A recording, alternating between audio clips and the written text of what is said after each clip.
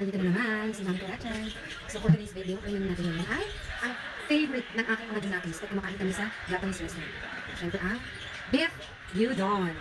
Let's go! Ayan, so ilalagay ko lang ng very light yung beef kasi ipapan-fry ko siya ng medyo saglit lang a few minutes. So magiging muna tayo ng bawang and sibuyas na gagamitin natin mamaya. Let's go!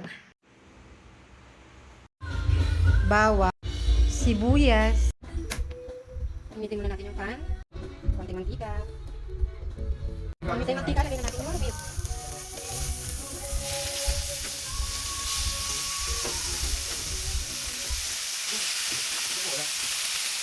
Lutuin muna natin yung beef ng very light.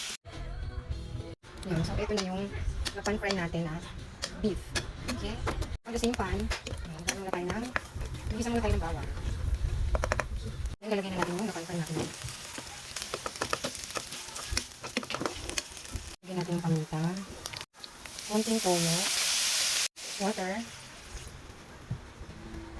Then sugar. Lalagyan na natin ang sibuyas.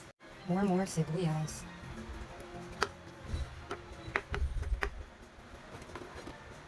Pagulong natin. Check natin. Bango mo, shucks. Okay, so maglalagay na ako ng egg. One more egg. Another egg here. Pagulong natin para medyo maluto. Okay, turn up the fire. Yan na siya, mga meses. Okay na to. Ready to serve, mga meses. finished product. Chow time!